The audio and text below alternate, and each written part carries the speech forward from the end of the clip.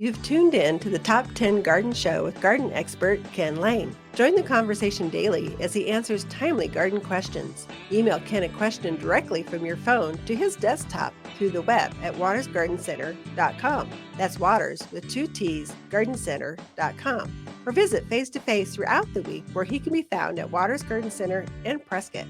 Now welcome your host, Ken Lain. We were talking earlier about evergreen trees, just which ones grow. So spruce and pine and fir and junipers, cypress, cedars, Arizona cypress. I mean, it's trending nationally, but it's a native of Arizona right here. It's a great plant for your big 20-foot high by 12-foot wide, solid blue, fast growing, no problems with it, easy to grow. That's a good plant. A couple of things bugs go after evergreens. One is borers or bark beetle or flathead borer. There's several beetle type of larvae, these white worms that burrow through the bark, then eat the wood just underneath the bark. It's real sweet. It's moist.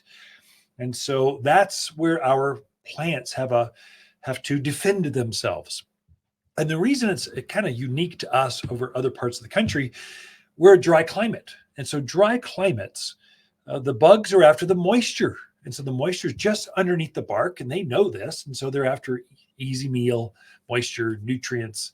So bark beetle is a very common bug. It really likes ponderosa pine. It can migrate over to, I've seen it on other pine trees, less likely. I've seen it a couple of times, mainly ponderosas. I've seen it on pinyons.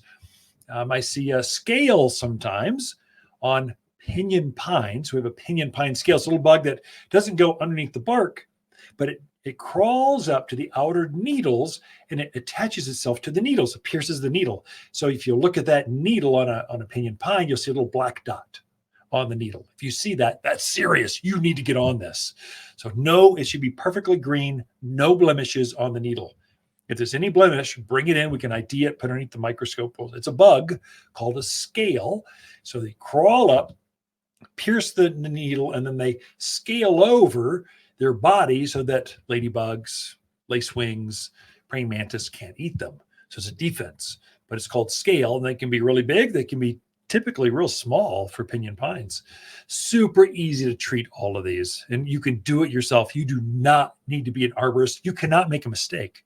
You can only be beneficial to your trees by doing this, not detrimental.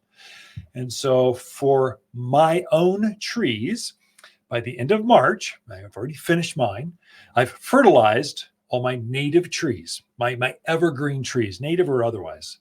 I'm fertilizing them with 744 all-purpose plant food. Okay, this is going to make them greener, fuller, richer, and elongate the candle growth. I'm going to get more healthy growth, greener growth from my evergreens. Healthy growing trees, they can fend for themselves. That's number one, keep them healthy, and they can fight off bugs themselves. Bugs go after easy prey. They want a stressed out tree, not a healthy tree, because they're easier to take down and harvest and eat, basically. And when they find a stressed tree, there's this pheromone that bugs throw off. There's this hormone that they flush out into the air that you can't smell, but they can. So they're flying around and they're looking for parties, basically. So they sense this tree's got this pheromone that from other beetles in there.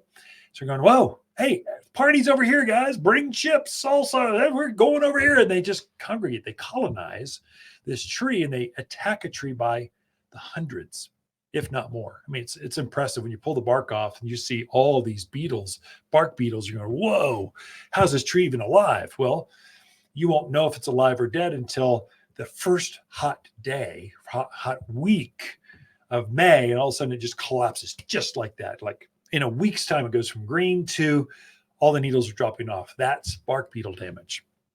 Scale takes a little bit longer. How do you treat this? There's some magical new products, liquids.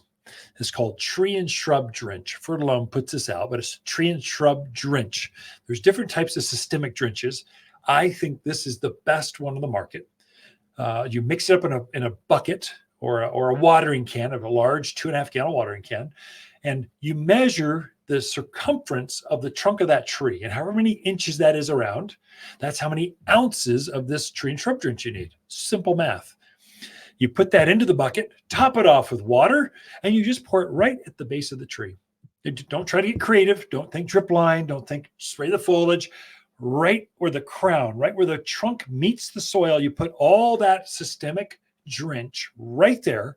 The plant will now absorb that underneath the bark, and it'll go up the entire trunk and then taint the sap in the outer needles as well. The great thing about the Fertilome tree and shrub drench over, let's say, Scott's or some of the others that the box stores sell, is the newer technology actually travels with the new growth as well. And so the old technology is it just treats the tree that's there currently. And the new growth, that extra 2 feet of growth, was untreated then. Well, this newer technology it travels with it. So it's far better. It's like a couple dollars more for a whole lot more, a better product. And you can do this yourself because all you need is a measuring tape and a couple watering cans and like 30 minutes of time. And you just treat your trees. One application lasts for an entire year. So you're treating this tree so that it's healthy for the next year, and it's going to prevent all the insects, scale, bark beetle, ips beetle, flathead borer, all the bugs that get on there, aphids, treats all of them. So super easy, and now's the time to do it. So tree and shrub drench by Fertilome. Okay, that's it for how to take care of evergreen trees in the yard. Be right back right after this. Water's garden companion plants of February are Calgary carpet juniper, lily of the valley, pinyon pines, and peony. Your grandmother would fall in love with these larger peony with so many colors to choose from. There's nothing like the enormous flowers to add stunning pops of color. Endearing springtime blooms are more than fragrant with luscious double flowers. Shop the most perennial peonies in Prescott by store or online at watersgardencenter.com.